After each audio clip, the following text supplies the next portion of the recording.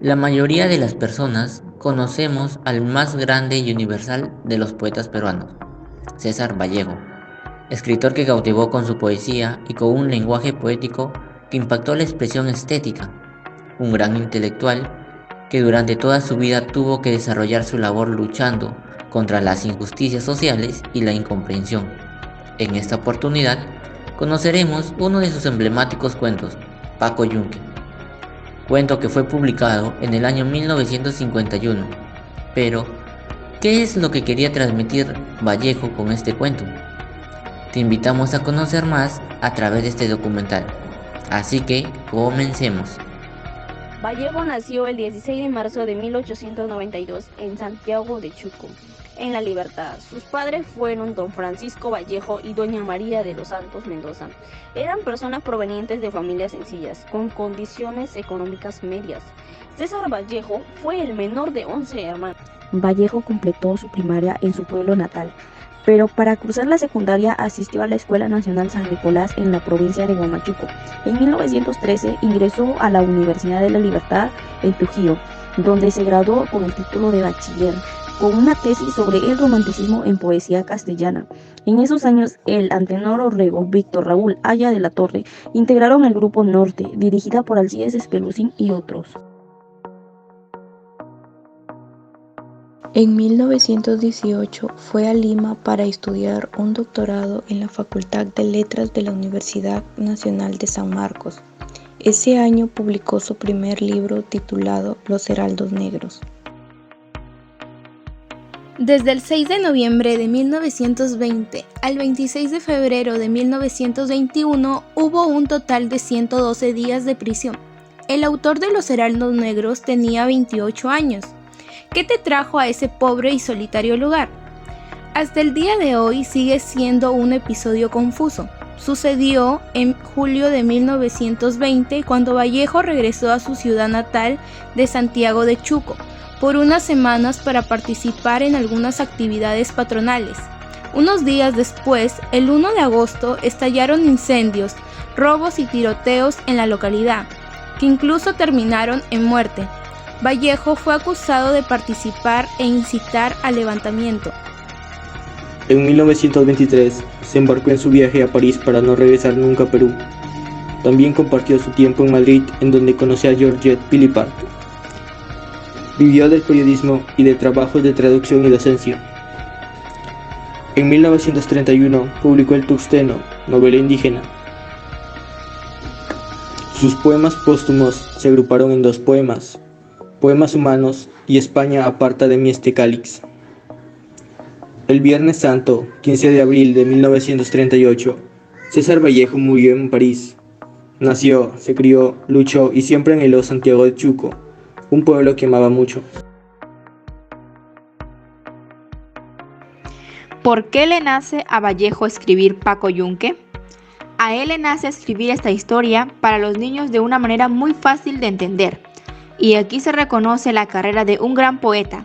Por otro lado, la observación y condena de César Vallejo del mundo, especialmente de la sociedad peruana, donde él mismo fue tratado injustamente y forzado al exilio, representa la mente y el espíritu de César Vallejo.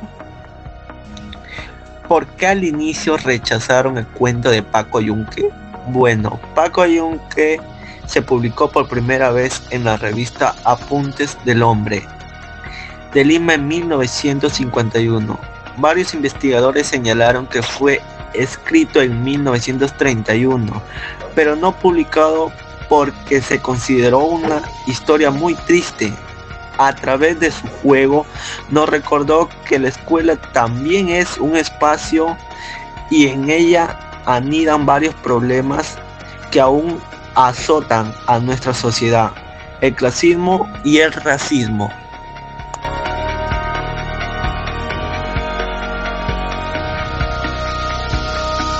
Explica a lo que realmente está sucediendo en el Perú hoy: la discriminación contra los indígenas, diferencias de clase social o económica y abuso de personas que no pueden protegerse, como Paco Yunque, un niño que llegó a la ciudad desde el campo.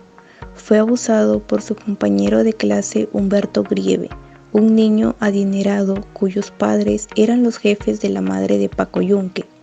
En este relato se refleja cómo los líderes de alto nivel abusan del poder.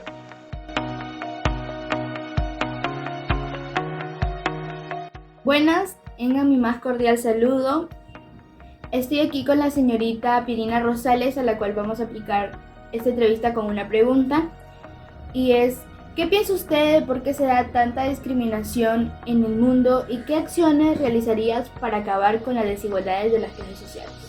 Hola, Xiomara. Bueno, mi respuesta a esta pregunta es que la discriminación en el mundo se da debido a la violación del derecho a la igualdad.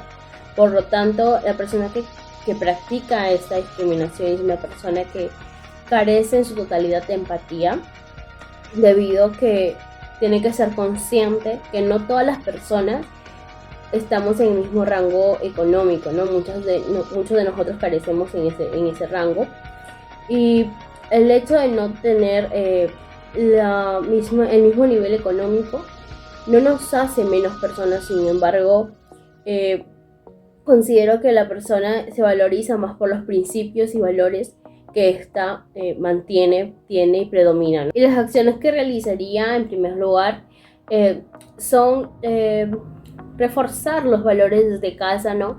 A estos pequeños que van creciendo con este nivel alto de economía, pero enfatizar la empatía, debido a que es no tan solo la igualdad es un principio ético, sino también es un derecho, y que por esto deberían ser juzgados, ¿no?